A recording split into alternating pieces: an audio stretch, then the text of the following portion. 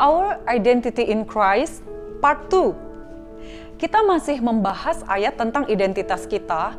Dalam Galatia pasal 2 ayat 20 dikatakan, "Namun aku hidup, tetapi bukan lagi aku sendiri yang hidup, melainkan Kristus yang hidup di dalam aku. Dan hidupku yang kuhidupi sekarang di dalam daging adalah hidup oleh iman dalam Anak Allah yang telah mengasihi aku dan menyerahkan dirinya untuk aku." Banyak orang menghubungkan ayat ini dengan perkataan Yesus di Yohanes 15 ayat 5b yang bunyinya, "Sebab di luar aku," artinya di luar Kristus, "kamu tidak dapat berbuat apa-apa."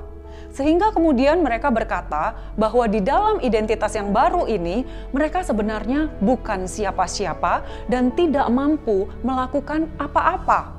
Tentu saja benar. Mereka bukan siapa-siapa dan tidak bisa melakukan apapun bila tidak ada Kristus di dalam mereka. Tetapi pada kenyataannya di dalam kitab Ibrani pasal 13 ayat 5b, kitab Ulangan pasal 31 ayat 6b, dan kitab Yosua pasal 1 ayat 5b, Allah sendiri berfirman bahwa sekali-kali Ia tidak akan membiarkan dan tidak akan meninggalkan kita. Artinya, Roh Allah senantiasa ada di dalam kita 24 jam sehari, 7 hari seminggu, setiap detik tanpa henti. Rohnya selalu ada di dalam kita sehingga kita sanggup melakukan segala hal. Ya, sebenarnya di dalam identitas yang baru ini kita lebih dahsyat dari sebelumnya.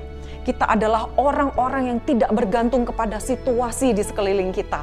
Perasaan depresi, kelesuan, dan segala hal yang melemahkan di dalam tubuh dan jiwa kita, sebenarnya itu tidak ada di dalam roh kita. Kalaupun hal itu sedang kita rasakan, kita harus sadar bahwa di dalam identitas yang baru ini, roh kita tetap dalam keadaan sukacita memuji Allah senantiasa tanpa henti.